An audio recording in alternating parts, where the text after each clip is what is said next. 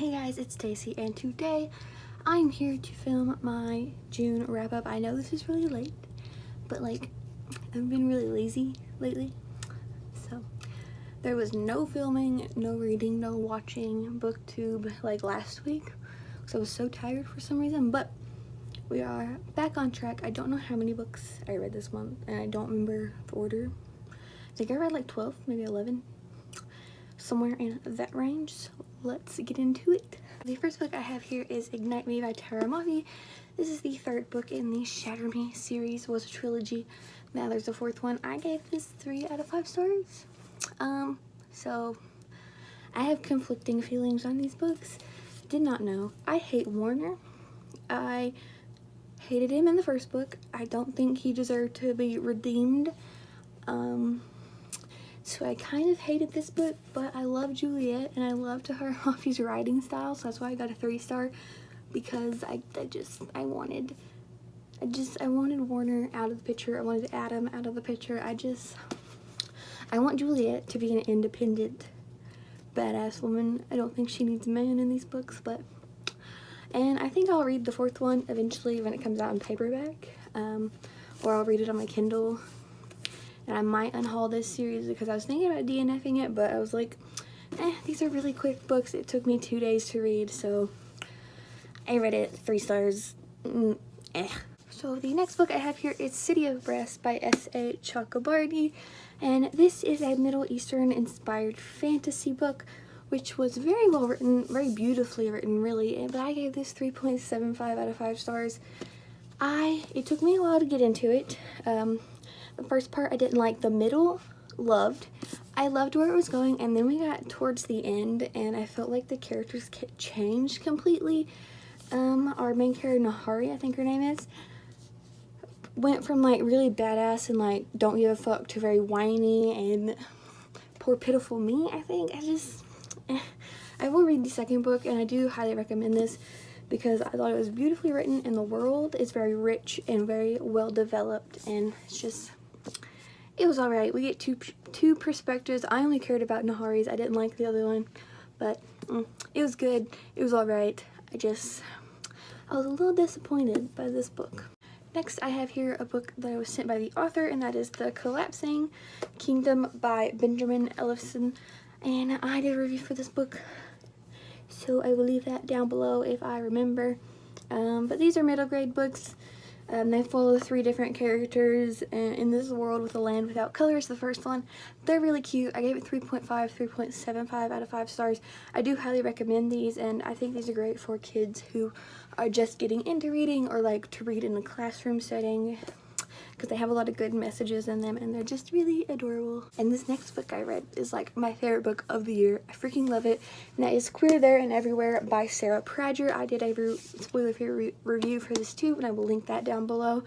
But this is a nonfiction book about people in our history who were queer way back when. There are people who are like long time ago in like the Roman Empire, the Egyptian Empire, and then there are people today who are still alive. There are presidents, there are singers, there are kings and queens, there are first ladies. It is just so amazing, and each story tells like a little part of their life, something that happened.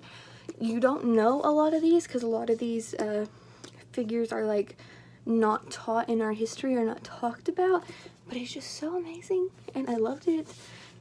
I love this book. I didn't think I'd like it because nonfiction isn't my thing, but this was so good. Please read it. Please. I love it so much. Please read this book. Just read it. Read it. Read it. So the next book I read was Death Doesn't Bargain by Sherilyn Kenyon. This is the second book in the Dead Man Walking trilogy.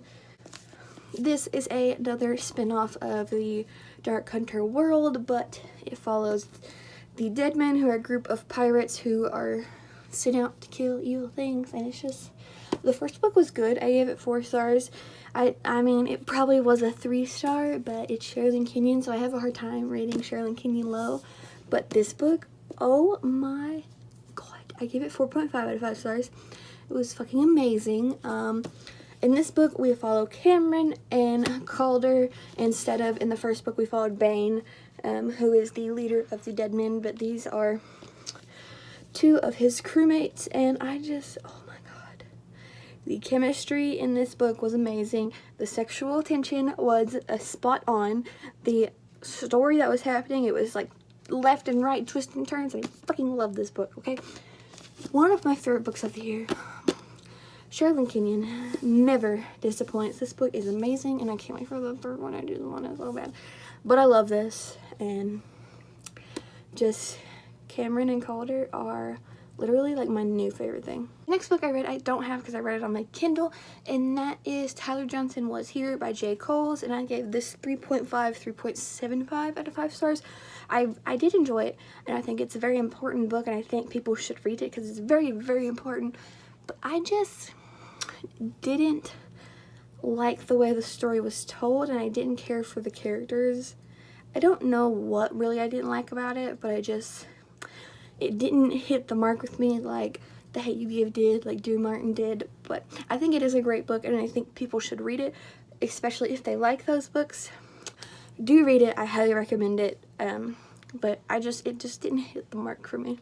The next book I have here I loved, and that is The Gentleman's Guide to Vice and Virtue by Mackenzie Lee. I gave this 5 out of 5 stars. Like, bruh, this book was dope.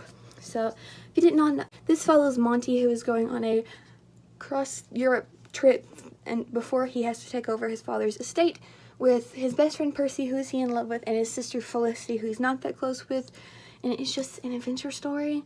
There's bisexual rep, there's gay rep, there's asexual rep. It is just so good. Like, little Percy was precious. Felicity is my girl. Like, oh my god, I love this book. But it was so cute and so much fun, and I just, trigger warning for like alcoholism and racism and like abuse and all that kind of stuff. But it was really good, and it's just cute little adventure story. The last book I read is a very popular book right now, and that is The 7 Husbands of Evelyn Hugo by Taylor Jenkins Reid.